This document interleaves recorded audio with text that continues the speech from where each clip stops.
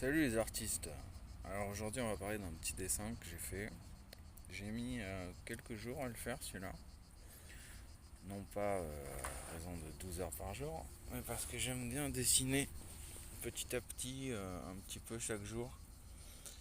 Faut que ça reste un plaisir quoi de dessiner, donc chacun sa méthode. Moi je dessine quand j'en ai envie et c'est un petit peu de temps en temps.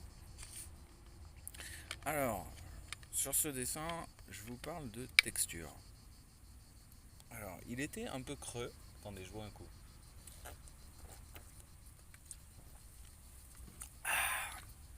C'est parti. Il était un peu creux. Et donc, je me suis vraiment attardé sur les textures. Alors, il y a différentes façons de faire des textures. Déjà, sur le futal, là, son pantalon, par exemple, on voit une texture type hachure. Donc, c'est pas mal. En fait, c'est pas mal d'avoir différents types de textures. Vous voyez, différentes manières. Et donc, pour ça, c'est pas mal d'utiliser différents outils. Par exemple, là, sur son... Je sais pas, on dirait une veste de cuisinier. Donc sur cette veste, la texture qui a été utilisée, c'est avec de la pierre noire. C'est un crayon. Alors j'imagine aussi que les crayons de couleur noire, ça doit faire à peu près le même effet. Vous voyez le grain du papier, il fait en sorte que le crayon se pose à certains endroits. Et donc ça donne cette texture un peu pierre, de type pierre.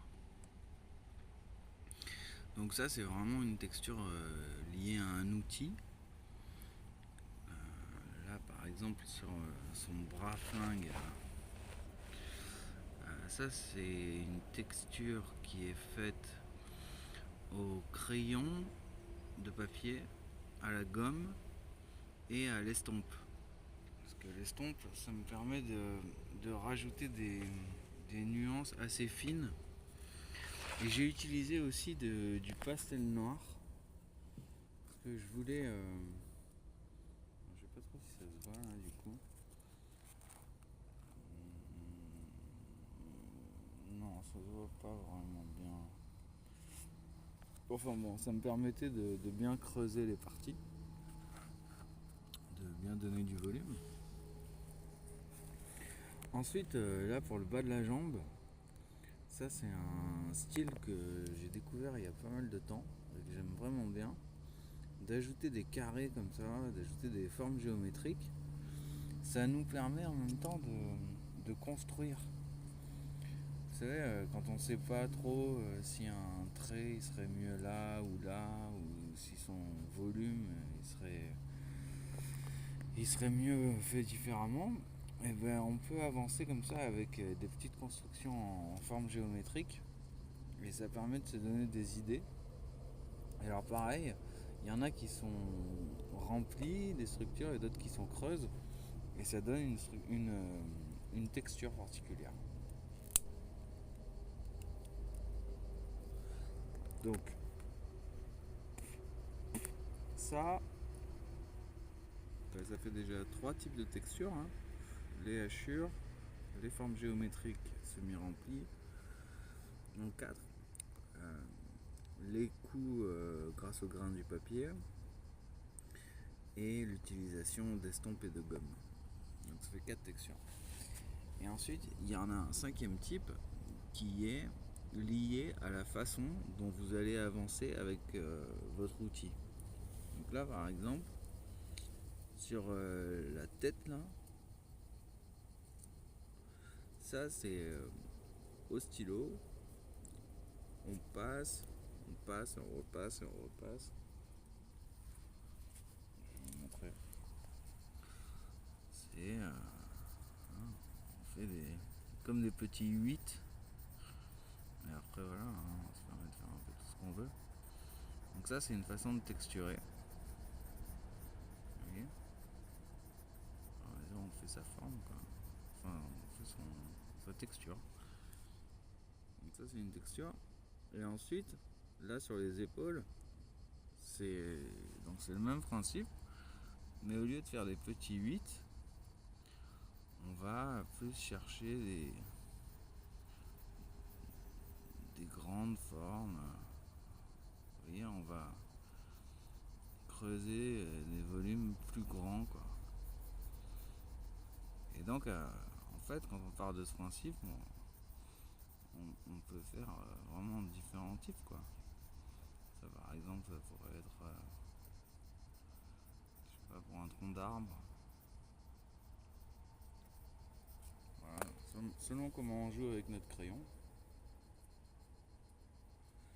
ça permet de faire ça. Il y a un autre truc à dire sur ce dessin que j'aime bien, c'est le petit contour noir là, le carré. Ça donne un cadre au dessin en fait. Ça donne un cadre, ça l'aide bien. Dans la précédente vidéo, je vous parlais de mettre en valeur ces dessins. C'est aussi améliorer les dessins. Donc voilà, ça c'est une façon de le mettre en valeur.